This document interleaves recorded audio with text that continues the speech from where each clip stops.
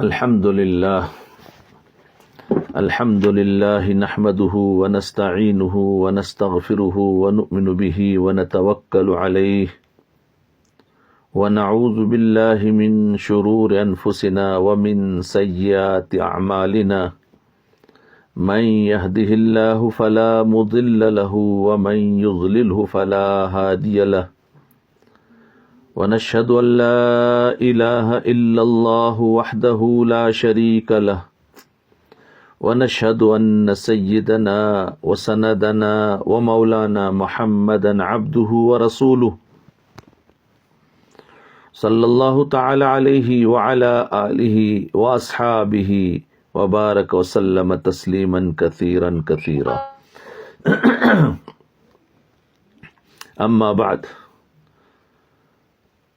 من أعطى قال النبي صلى الله عليه وسلم من أعطى لله ومنع لله وأحب لله وأبغض لله فقد استكمل الإيمان.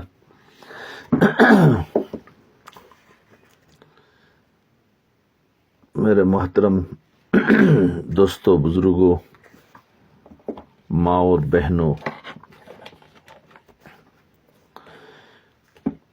دیکھو انشاءاللہ آج جو ہے نا ایمان کی علامت بیان بتائیں. ایمان کی 4 علامت اس حدیث کے اندر آئی ہیں. من اعطا للہ ومنع للہ واحب للہ وابغض للہ. جناب رسول اللہ صلی اللہ علیہ وسلم نے ارشاد فرمایا، جو شخص کسی کو کچھ دے تو اللہ کے لیے دے، اور کسی کو دینے سے منع کرے تو اللہ کے لیے منع کرے. دے تو اللہ کے لیے، منع کرے تو ایسا نہیں ہے منع کرنا بے دینی ہے. یاد رکھے کیوں منع کر رہا ہے، نفس کی وجہ سے یا اللہ کی وجہ سے. تو منع کرے تو اللہ کے لیے منع، اور اگر کسی سے محبت کرے تو اللہ کے لیے کرے، اور اگر کسی سے بغض اور عناد رکھے تو اللہ کے لیے رکھے. تو اس شخص کا ایمان کامل ہو گیا. فقد استکمل الایمان. حضور اقدس صلی اللہ علیہ وسلم نے اس کے ایمان کے کامل ہونے کی گواہی دی ہے. تو پہلی علامت کیا بتائی؟ پہلی علامت ایمان کامل کی پہلی علامت یہ بیان فرمائی کہ وہ دے تو اللہ کے لیے دے. اس کا مطلب کیا ہے؟ اس کا مطلب یہ ہے کہ اگر کوئی شخص کسی موقع پر کچھ خرچ کر رہا ہے تو اس خرچ کرنے میں اللہ تعالیٰ کو راضی کرنے کی نیت ہو. انسان اپنی ذات پر بھی خرچ کرتا ہے، اپنے اہل و عیال پر بھی خرچ کرتا ہے، اور صدقہ خیرات بھی کرتا ہے. تو ان تمام مواقع پر خرچ کرتے وقت اللہ تعالیٰ کو راضی کرنے کی نیت ہو. تمام مواقع پر خرچ کرتے وقت اللہ تعالیٰ کو راضی کرنے کی نیت ہو. صدقہ خیرات میں تو یہ بات واضح ہے کہ اس کو دیتے وقت یہ نیت ہونی چاہیے کہ میں اللہ تعالیٰ کو راضی کرنے کے لیے صدقہ دے رہا ہوں، اور اللہ تعالیٰ اپنے فضل و کرم سے اس کا ثواب مجھ کو عطا فرما دے. اس صدقہ دینے میں احسان جتانا مقصود نہ ہو. دیکھو میں نے خرچ کیا، میں نے تم کو سنبھالا، میں نے تمہارے پر یہ کیا، تو یہ احسان جتانا مقصود نہ ہو. نام و نمود مقصود نہ ہو، دکھاوا مقصود نہ ہو. تو یہ دینا اللہ کے لیے ہوا، تو یہ دینا اللہ کے لیے ہوا. جی، خرید و فروخت کے وقت یہ نیت کر لے. صدقہ خیرات کے علاوہ بھی جہاں خرچ کرو، کیونکہ ہر انسان خرچ تو صبح سے شام تک کرتا ہے. یاد رکھیں ہر انسان کر رہا ہے، لیکن اس کا کرنا دین بنا دو، کیونکہ خرچ تو کر ہی رہے، اس کو دین بنا دو. صدقہ خیرات کے علاوہ بھی جہاں خرچ کرو تو وہاں بھی اللہ تعالیٰ کو راضی کرنے کی نیت کرو. مثلا فرض کرے کہ آپ نے کوئی چیز خریدی اور دکاندار کو پیسے دے دیے.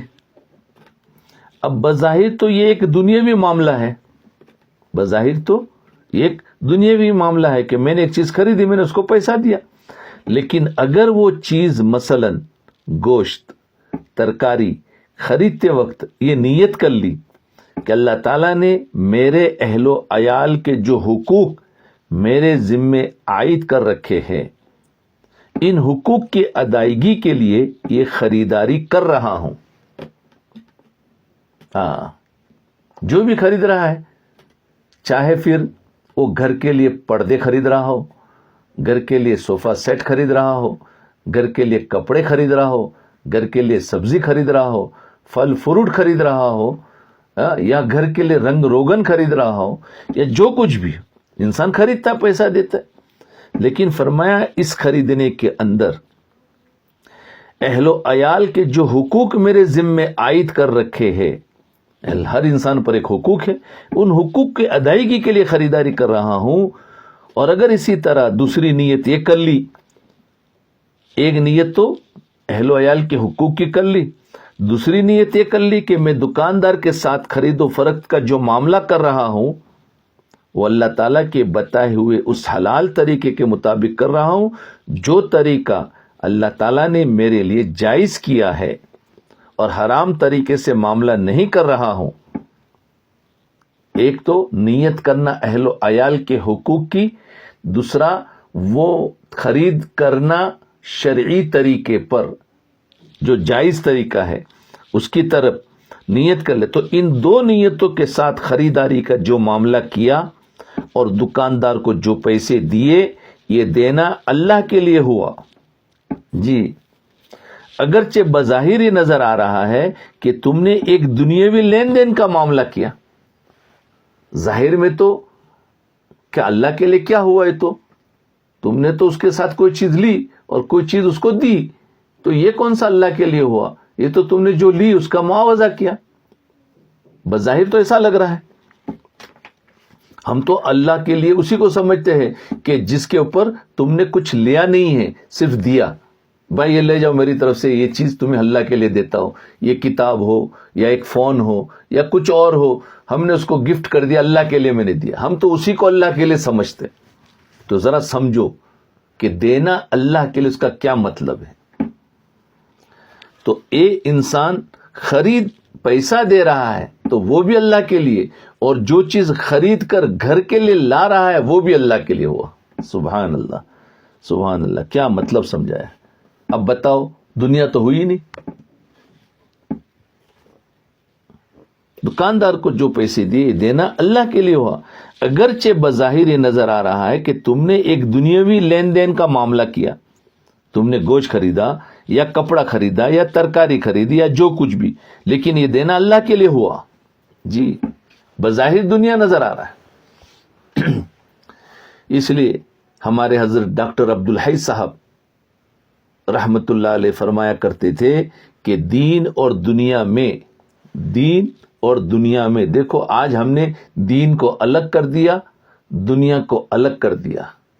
فرمایا ایسا نہیں ہے، دین اور دنیا میں صرف زاویہ نگاہ بدل لو، یعنی انسان اپنی سوچ بدل دے گا تو ہر چیز دین ہو جائے گی. جی، صرف زاویہ نگاہ بدلنے کا فرق ہے. اگر ہم نے اپنی سوچ بدل لو تو وہی دنیا تمہارے حق میں دین بن جائے گی. اگر یہ ویسے ہی معاملہ کر دیا لینا اور دینا تو دنیا ہے، لیکن حقوق کی ادائیگی کا معاملہ کیا اور سامنے والے کے ساتھ شریعت کے مطابق معاملہ کیا تو فرمایا یہ لینا دینا دین بن گیا. اللہ اکبر. کیوں؟ کہ تم نے ایک سوچ بدل دی تو وہی دنیا تمہارے حق میں دین بن جائے گی. اس کا طریقہ یہ ہے کہ تم دنیا کے اندر جو کچھ کام کر رہے ہو، ایک بہت عجیب چیز بتا دی ہے کہ ہماری ساری دنیا کو دین کیسے بناوے. یہ ایک آپ کو عجیب قیمتی چیز نعمت مل رہی ہے کہ ہر انسان بیچارہ پریشان ہے تو انسان عبادت کو تو دین سمجھتا ہے، باقی دوسری چیزوں کو دنیا سمجھتا ہے. نہیں، ایسا نہیں ہے، بلکہ ہماری ہر چیز کو دین بنانا ہے. اس کے لیے فرمایا اس کا طریقہ یہ ہے کہ تم دنیا کے اندر جو کچھ، دنیا کا مطلب یہاں اس دنیا ہے، ایک آخرت ہے اور ایک یہ دنیا ہے، تو یہاں پر جو کچھ بھی تم کام کر رہے ہو، سونا، جاگنا، اٹھنا، بیٹھنا، کھانا، پینا، خریدنا، لینا، دینا، یہ سب کرتے رہو، مگر سارا سوچ کو بدل کر، نگاہ کو بدل لو۔ مثلا کھانا کھایا، کھانا ایک دنیاوی کام ہے، کھانا ایک دنیا اپنے پیٹ کے لیے کھایا، پیٹ بھرنے کے لیے، کھانا ایک دنیاوی کام ہے بظاہر، لیکن کھانا کھاتے وقت ذرا یہ سوچ لو کہ حضور صلی اللہ علیہ وسلم نے ارشاد فرمایا ان لنفسک علیک حقا، یعنی تمہارے نفس کا بھی تمہارے اوپر کچھ حق ہے، اس حق کی ادائیگی کے لیے کھانا کھا رہا ہوں۔ تو دیکھا، کیونکہ نفس کا حق رکھا ہے اور نفس کے حق کو ادا کرنے کے لیے کھانا کھا رہا ہوں۔ اور یہ سوچ لو کہ حضور صلی اللہ علیہ وسلم کے سامنے جب کھانا آتا تو آپ اس کو اللہ تعالیٰ کی نعمت سمجھ کر اس پر شکر کرتے ہوئے کھانا تناول فرمایا کرتے تھے۔ تو میں بھی آپ کی، تو ہم کیا کریں کہ میں بھی آپ کی، اپنے نبی کی اسی سنت کی اتباع میں کھانا کھا رہا ہوں، تو اب یہی دنیا کا کام دین کا کام بن گیا۔ بتاؤ صبح شام کتنی مرتبہ کھاتے ہیں؟ تو ایک تو یہ کہ نفس کا حق ہے،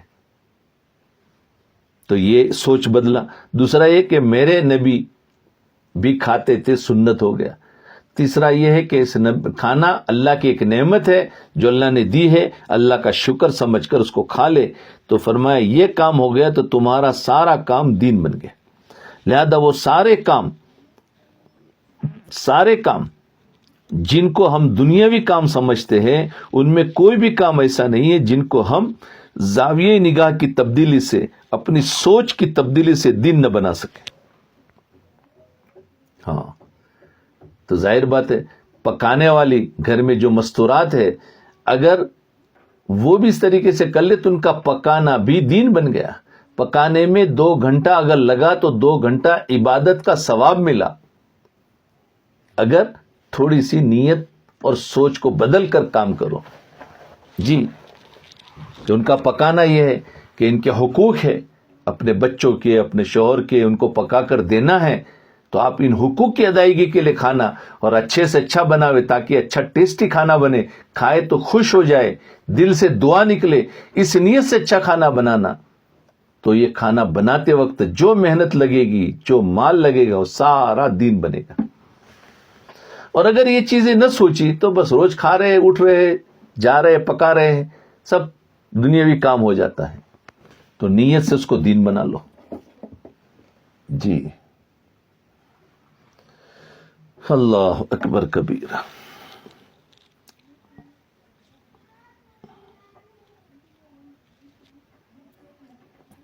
لہذا وہ سارے کام جن کو ہم دنیا کا کام سمجھتے ہیں، ان میں کوئی بھی کام ایسا نہیں جن کو ہم زاویہ نگاہ کی تبدیلی سے دین نہ بنا سکے، اس کو اللہ کے لیے نہ بنا سکے۔ صبح سے لے کر شام تک کی زندگی میں جتنے کام ہم کرتے ہیں ان کے بارے میں ذرا سوچے کہ میں ان کے اندر اپنی سوچ کو بدل کر کس طرح ان کو دین بنا سکتا ہوں، یہ سوچو۔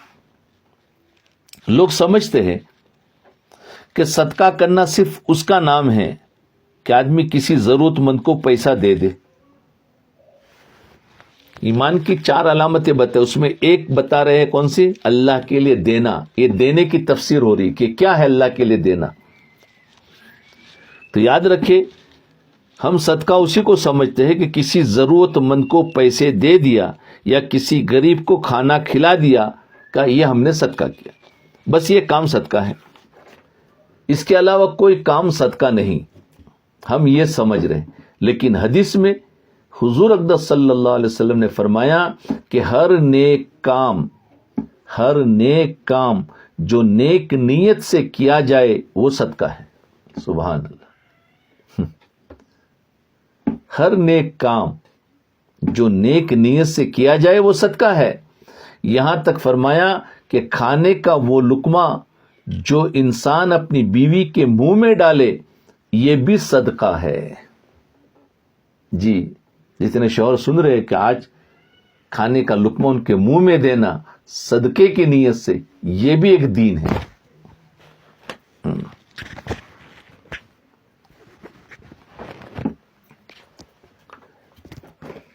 تو یہ بھی صدقہ ہے.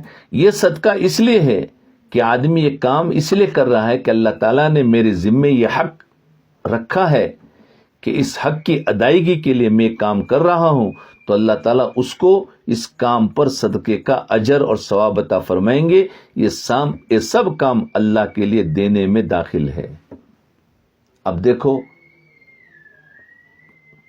ہر کام خرید رہا ہے وہ بھی صدقہ ہے. یعنی جیسے بتایا کہ انسان اپنے پیسہ دے کر جو چیز خرید رہا ہے اور پھر گھر والوں کے لیے لا رہا ہے، تو ہم نہیں کہتے یہ صدقہ کیا ہے، یہ تو دنیا ہے. نہیں، یہ بھی صدقہ ہے. کیوں کہ تم اللہ کے جو حق تمہارے اوپر رکھا ہے اللہ تعالیٰ نے بیوی بچوں کا، اس کو ادا کرنے کے لیے تم جو بھی بازار سے چیز لائے ہیں تو یہ ان کو دینا صدقہ ہے. ان کو دینا صدقہ ہے. دیکھو کتنا آسان. ہم صدقے کو تو اتنا بڑا کہ بھئی یہ تو غریب کو ہی دیا جائے، کوئی محتاج ملے گا. ارے نہیں، شریعت کہہ رہی ہے کہ ہر وہ نیک کام جو کیا جائے نیک نیت کے ساتھ وہ صدقہ. تو یہ دینے کے بات آ گئی. کس کو کہتے ہیں؟ اللہ کے لیے دینا. یہ سب اللہ کے لیے دینا ہے، یہ سب عبادت ہے. اس میں کوئی دنیاوی نہیں ہے، کوئی دنیا نہیں ہوئی اگر ان نیتوں کے ساتھ کیا جائے. یہ تو چند مثالیں دی، اب ہر کام ہے. کسی کی مدد کر رہے ہیں تو نیت کرو. ہاں، حدیث میں آتا ہے کہ محتاجوں کی مدد کرو. ہاں، کوئی سامان بیچارے کا بوجھ ہے، اٹھا نہیں سکتا ہے، وہ ہم کو نہیں کہتا ہے تم اٹھا، ہم نے جا کر اٹھا کر اس کی مدد کر دی، یہ بھی صدقہ ہے. جی صدقہ ہے کہ تم نے اس کی مدد کر لی. دوسری علامت، پہلی علامت ہے اللہ کے لیے دینا.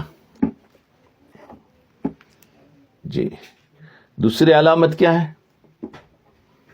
کہ اگر روکے، منع کرے، اگر منع کرے تو اللہ کے لیے روکے.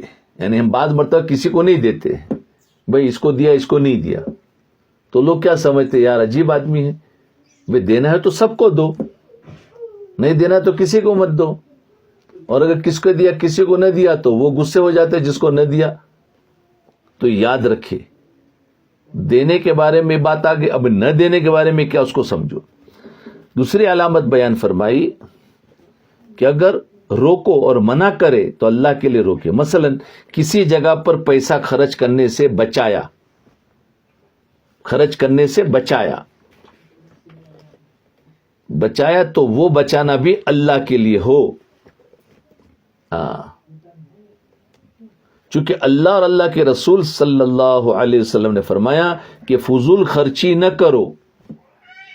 کوئی جگہ پر پیسہ فضول لگ رہا تھا، کہا نہیں لگانا ہے ادھر، تو نہ لگانا بھی اللہ کے لیے ہوا. جی فضول خرچی نہ کرو. اس فضول خرچی سے بچنے کے لیے میں اپنا پیسہ بچا رہا ہوں. تو یہ منع کرنا اور یہ بچانا اللہ کے لیے. تو یہ بچانا اور روکنا اللہ کے لیے ہے.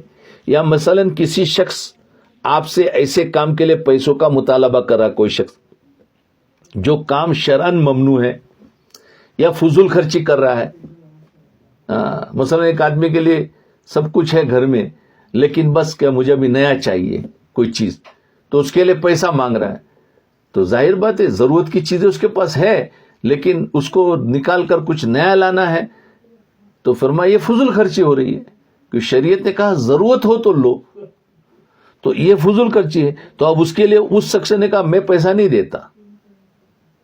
اب اس نے منع کر دیا. منع اس لیے نہیں ہے کہ اس کو ضرورت کی وجہ سے روکا ہے، نہیں، وہ فضول خرچ کر رہا ہے، تو فضول خرچ میں پیسہ نہیں دوں گا. تو اس کا نہ دینا، پیسوں کا مطالبہ کر رہا ہے اور جو کام شرعاً ممنوع ہے، اب آپ نے اس کام کے لیے اس کو پیسے نہیں دیے، تو یہ نہ دینا اللہ کے لیے ہوا، نہ دینا اللہ کے لیے ہوا. تو یہ بتا رہے کہ نہ دینا، تو کہاں کہاں نہیں دیتے. ایک تو ہم بچاتے ہیں پیسے تو لوگ کیا کہتے ہیں، ارے کنجوس ہے. لوگ یہ تانا دے کر ہمارے اندر کے نفس کو ابھار کر پھر ہم خرچ کرنے پر مجبور ہو جاتے ہیں. ان لوگوں کے تانے کو برداشت کر لینا، کیونکہ لوگ تو کہیں گے کہ کنجوس ہے.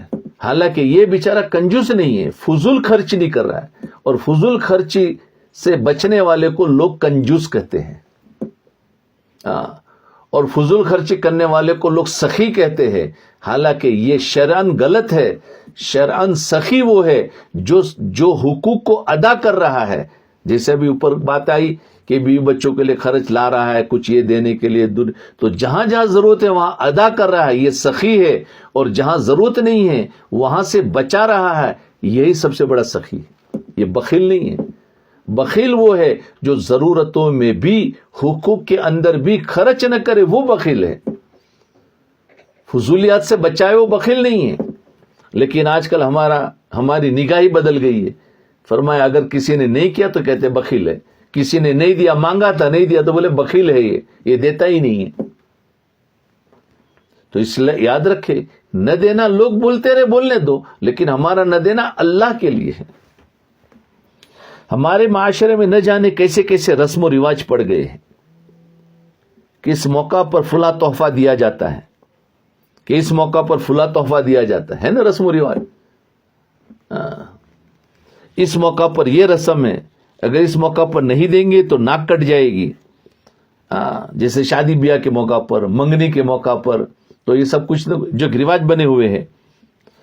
موت میت کے موقع پر تو فرمایا ایک رسم بنی ہوئی ہے، نہیں دیں گے تو ناک کٹ جائے گی. اب اس موقع پر تحفہ دینے کا نہ تو شریعت نے کوئی حکم دیا اور نہ اللہ اور اللہ کے رسول نے کوئی حکم دیا.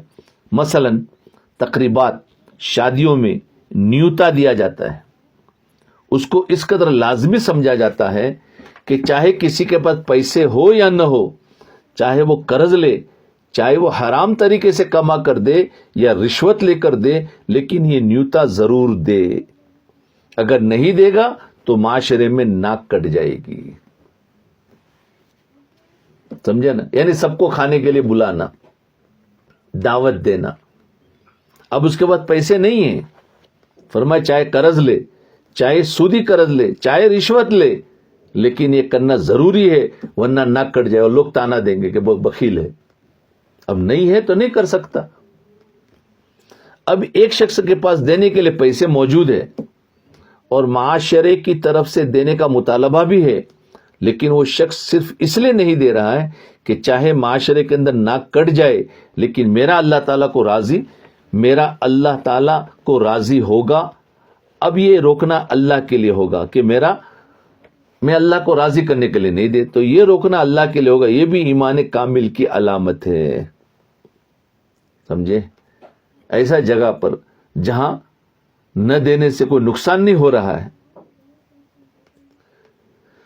تو، اور وہ سوچتا ہے کہ ناک کٹے تو کٹنے دو، کیونکہ رسم و رواج پر مجھے نہیں چلنا ہے، تو اس کی ناک کٹے گی، لوگ بولیں گے، لوگ اس کو کہیں گے یہ دین ہے، دین کا تانا دیتے ہیں. لیکن یاد رکھے یہی انسان دین والا ہے، کیونکہ یہ نہ دینا اللہ کے لیے ہے. تو دو علامتیں ہو گئی. ایک علامت ہے دینا، من اعطى للہ ومنع للہ. اب تیسری علامت یہ بیان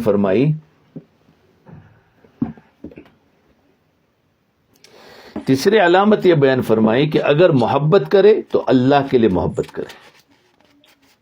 دیکھیے، ایک محبت تو بغیر کسی شائبے کے خالصتاً اللہ کے لیے ہوتی ہی ہے، جیسے کسی اللہ والے سے محبت ہے. ظاہر ہے کہ اس سے محبت اس وجہ سے نہیں ہوتی کہ اس سے پیسے کمائیں گے، بلکہ اس سے محبت اس نیت سے ہوتی ہے کہ اس سے محبت اور تعلق رکھیں گے. تو یہ محبت اللہ کے لیے ہوتی تو ہمارے دین کا فائدہ ہوگا اور اللہ تعالیٰ راضی ہوں گے. یہ محبت اللہ کے لیے ہے اور بڑی برکت کی اور بڑے فائدے کی چیز ہے. دنیا کی خاطر اللہ والوں سے تعلق، بعض اوقات شیطان اور انسان کا نفس اس محبت میں بھی صحیح راستے سے گمراہ کر دیتا ہے.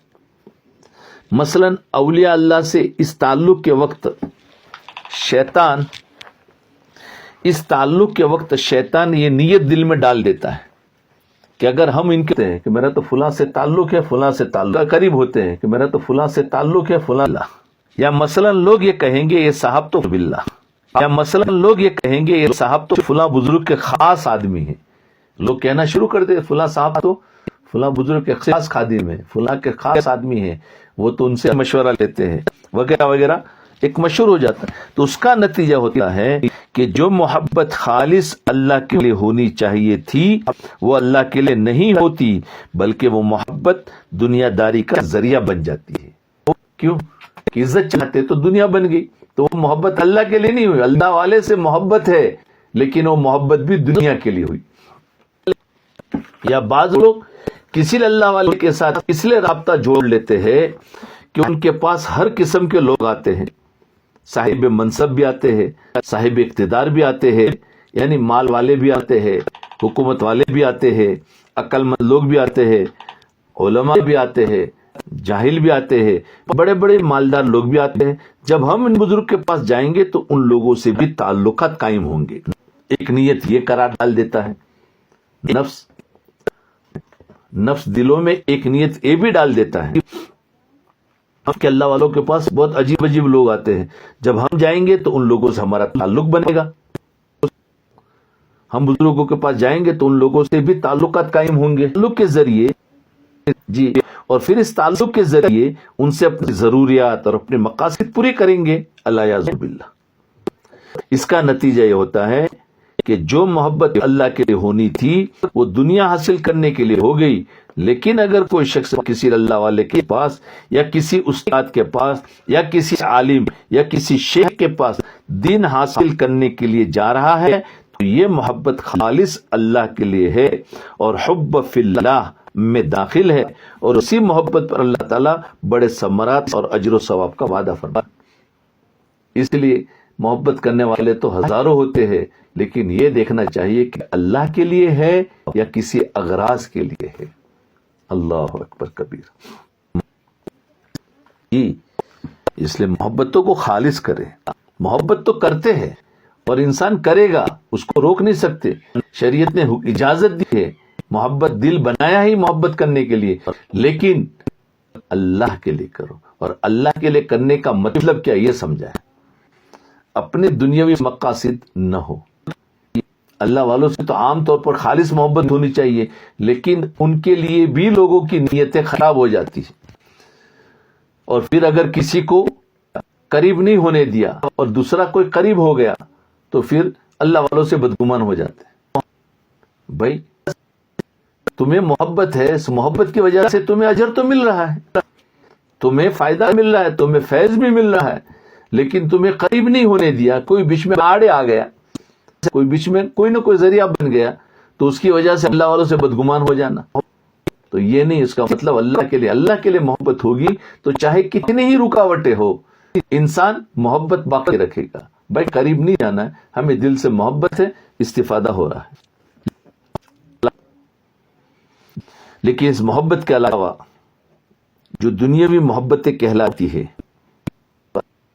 بہت ساری محبتیں جو دنیاوی کہلاتی ہے، مثلا ماں سے محبت ہے، یا باپ سے محبت ہے، یا بھائی بہن سے محبت ہے، یا بیوی بچوں سے محبت ہے، رشتہ داروں سے محبت ہے، دوستوں سے محبت ہے۔ اگر انسان ذرا سا اپنی نگاہ کو اور اپنی سوچ کو بدل لے تو یہ محبتیں بھی اللہ تعالیٰ کے لیے ہو جاتی۔ بیٹا باپ سے محبت کر رہا ہے اور باپ بیٹے سے محبت کر رہا ہے، اولاد ماں باپ سے محبت کر رہی ہے، ماں باپ اپنے اولاد سے محبت کر رہے، لیکن یہ محبت دنیا کی بھی ہو جاتی ہے، یہی محبت اللہ کے لیے بھی ہو سکتی ہے۔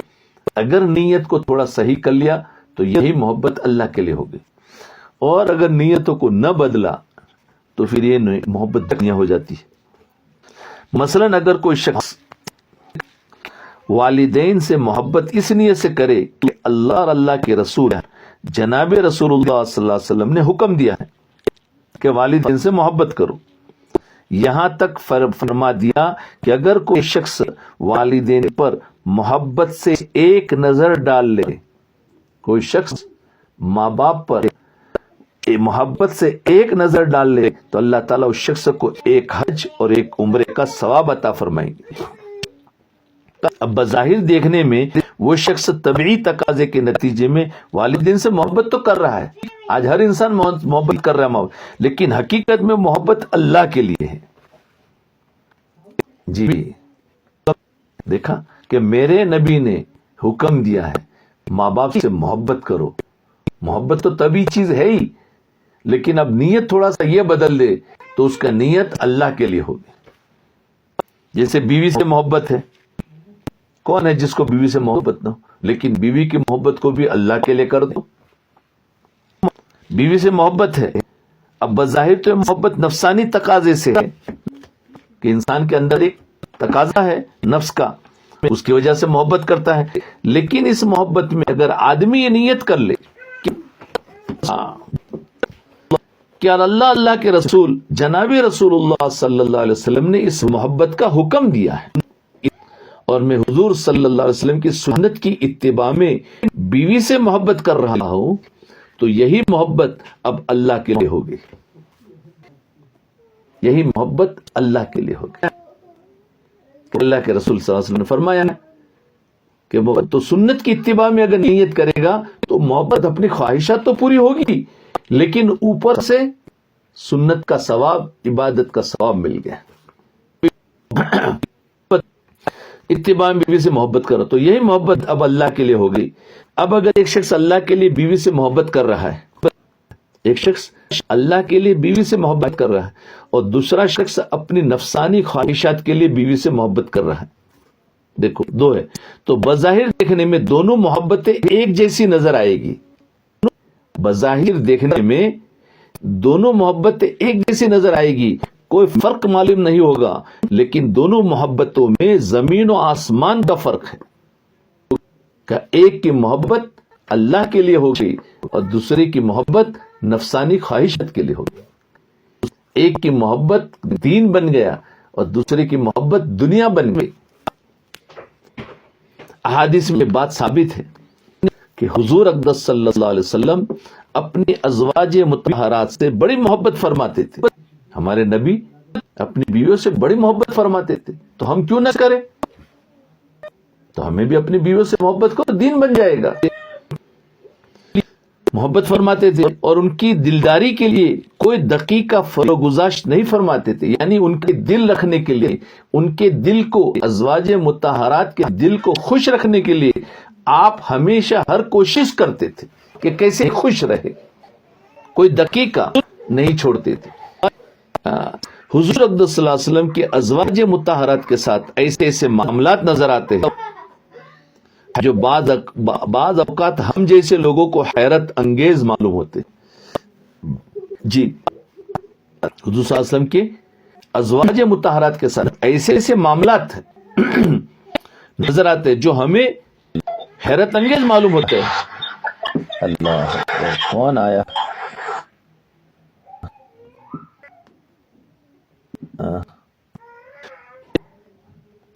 اچھا تو دیکھو، تو حضور صلی اللہ علیہ وسلم کے ازواج مطہرات کے ایسے ایسے معاملات تھے جو ہمیں حیرت انگیز معلوم. مثلا حدیث شریف میں ہے کہ حضور صلی اللہ علیہ وسلم نے ایک مرتبہ حضرت عائشہ رضی اللہ عنہا کو 11 عورتوں کی کہانی سنائی کہ 11 عورتیں ایک جگہ جمع ہوئی اور انہوں نے آپس میں یہ طے کیا کہ ہر عورت اپنے اپنے شوہر کا حال بیان کرے گی. کہانی ہے حضور نے ماں عائشہ رضی اللہ عنہ کو سنائی. دیکھو کیسا معاملہ ہے ان کے دل کو خوش کرنے کے لیے. اور فرمایا 11 عورتیں جمع ہوئی اور پھر اس میں سے ہر عورت اپنے شوہر کا حال بیان کرے گی. یہ بات طے ہوئی. پھر ایک عورت نے کہا، ایک اپنے شوہر کی جو بھی ہے اپنا حال بیان کیا، دوسری عورت نے یہ کہا، تیسری نے یہ کہا، چوتھی نے یہ کہا، وغیرہ وغیرہ. اب جس ذات گرامی پر اللہ تعالیٰ کی طرف سے وحی نازل ہو رہی ہے اور جس ذات کا ہر وقت اللہ تعالیٰ سے رابطہ قائم ہے، یعنی وہ تو اللہ تعالیٰ سے ان کا تو بڑا مضبوط رابطہ ہے، وہ ذات گرامی اپنی بیوی کو 11 عورتوں کا قصہ سنا رہے ہیں. کیا یہ کام فضول ہے؟ بتاؤ، یہ ہے بتانا کہ کیا فضول کام ہے؟ جو حضور جن کا تعلق اللہ سے اتنا مضبوط ہے اور ہر وقت دین کے کام میں ہے، تو ان کا 11 عورتوں کا عائشہ کو قصہ سنانا، تو یہ تو فضول کام بظاہر لگ رہا ہے۔ تو یہ بتایا ہے کہ تم بھی اپنے بیویوں کے ساتھ اس طریقے سے بیٹھو، ہنسی مذاق کرنا، ان کے ساتھ دل لگی کرنا، باتیں کرنا، یہ بھی دین ہے کہ میرے نبی نے کیا ہے۔ ایسے قصے کہانی کہنا، جوکس مارنا، ہنسی مذاق ہو، ورنہ آج کل تو تھوڑا سا دین آیا، بولے نہیں نہیں نہیں میری تسبیحات رہ گئی، میرا فلاں رہ گیا، میرا فلاں رہ گیا، اور آپس میں اپنے شوہر کے ساتھ بیٹھ کر کوئی ہنسی مذاق ہی نہیں کرتا، شوہر اپنی بیوی کے ساتھ بھی نہیں کرتا، بیوی وظائف پڑھنے میں لگی ہوئی ہے، شوہر کہتا ہے بھائی آپ کے ساتھ بات کرنی ہے، تو کہ ٹائم نہیں ہے میرے پاس۔ یہ دیکھو میرے نبی نے کیا فرمایا، تو یہ کرنا چاہیے، یہ دین ہے۔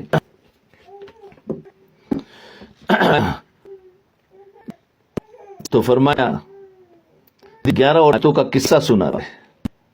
حدیث شریف میں آتا ہے کہ ایک مرتبہ حضور صلی اللہ علیہ وسلم سفر پر تشریف لے جا رہے تھے، حضرت عائشہ رضی اللہ عنہ ساتھ تھی، اور راستے میں ایک کھلا میدان آیا، تو آپ نے حضرت عائشہ رضی اللہ عنہ سے فرمایا کہ دوڑ لگاؤں گے، چلو ہم لوگ دوڑیں گے۔ میاں بیوی کا دوڑ لگائیں گے، یعنی جو ساتھی تھے ان کو آگے بھیج دیا اور جو پیچھے رہ گئے۔ انہوں نے عرض کیا کہ ہاں ہاں، چنانچہ آپ نے حضرت عائشہ رضی اللہ عنہ کے ساتھ اس میدان میں دوڑ لگائی، دوڑے۔ وہاں بے پردگی کا کوئی احتمال نہیں تھا، اس لیے کہ جنگل تھا اور کوئی دوسرا شخص ساتھ نہیں تھا۔ آپ نے کہا چلو ہم دوڑتے ہیں۔ کیا یہ دنیا ہے؟ یہ دنیاوی کام ہے؟ ہم اس کو دنیا سمجھ رہے ہیں۔ جو دین کو سمجھے ہوئے نہیں ہے نا، جو چند عبادتوں کو مخصوص پکڑ لیا ہے، تو ان کے نزدیک یہ سارا دنیا بن جاتی۔ یہ دیکھو نبی علیہ السلام دوڑ لگا رہے، جنگل میں جا رہے، شرما نہیں رہے کہ کیا دوڑنا ہے، بھائی دوڑے، ہنسی مذاق ہو رہی۔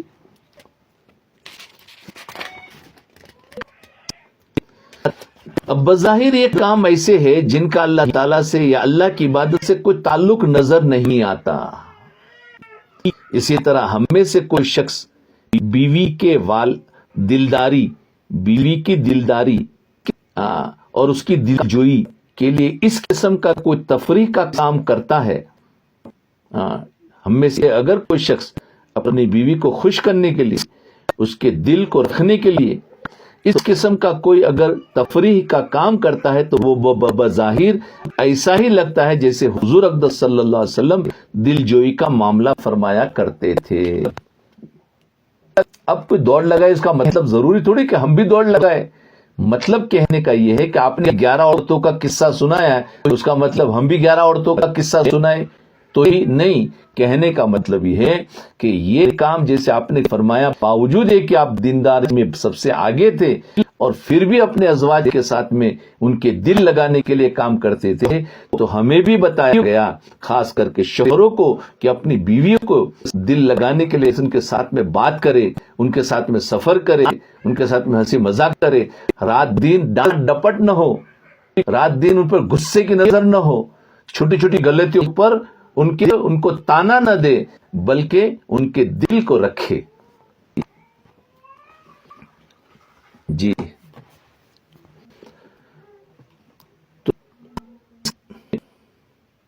تو لیکن ہمارے اس کام میں، حضور اقدس صلی اللہ علیہ وسلم کے اس کام میں زمین و آسمان کا فرق ہے۔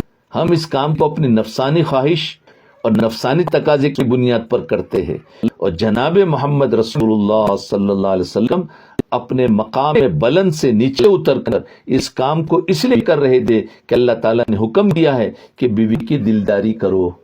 ان کا تو مقام بڑا اونچا تھا، اور اوپر سے نیچے اتر کر بیویوں کے ساتھ ایسا کرتے تھے۔ ہم تو بالکل نیچے ہیں، تو ہمیں تھوڑا سا آنا پڑے گا کہ ہمیں بھی ایسے کام کرے۔ تو اس سے کیا ہے، آپس میں محبتیں بڑھے گی، ورنہ کیا ہے، گھروں میں لڑائیاں ہے، طلاقیں ہو رہی ہے، اندر سے ایک دوسرے کا دل اٹھ گیا ہے، ایک کا منہ مشرق کی طرف، دوسرے کا منہ مغرب کی طرف ہو گیا ہے، گھر میں رہتے ہیں، اس لیے کہ ہم جانتے ہی نہیں یہ دین کیا ہے، کس طریقے سے گھر میں رہنا چاہیے۔ بس ہماری خواہش پوری نہ ہوئی تو ہم نے ان کے ساتھ میں وہ کر دیا، لڑائی کر دی۔ ایسا نہیں ہے، بلکہ ایک دوسرے کو نبھانا ہے، ایک دوسرے کو نبھاوے، ایک دوسرے کو سنبھالنا ہے اور جمنا ہے۔ تو اس لیے ایسے کام ہم کبھی کریں تو دنیا کا کام نہ سمجھے، یہ بھی دین کا کام ہے۔ عارف کون ہوتا ہے؟ عارف صوفیاء کرام نے فرمایا کہ عارف یعنی جو اللہ کی معرفت اور شریعت اور طریقت کی معرفت رکھتا ہو وہ عارف مجموع ازداد ہوتا ہے،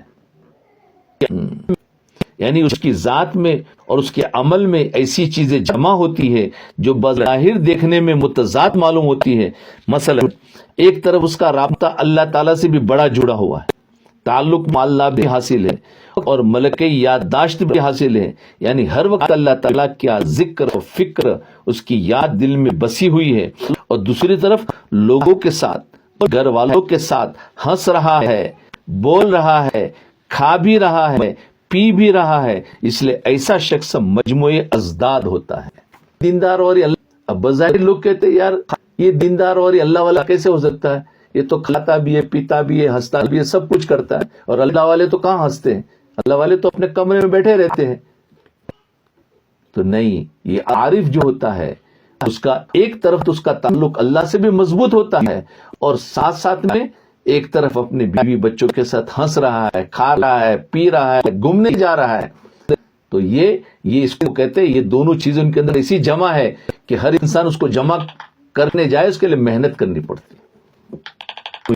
اس کو کہتے ہیں مجموع ازداد، یعنی ان کے اندر ایک طرف دنیاوی چیز لگ رہی ہے، ایک طرف خالص دین ہے، اور دونوں ان کے اندر جمع ہے۔ یہی نبی کی سیرت۔ جی، مبتدی اور منتہی کے درمیان میں فرق۔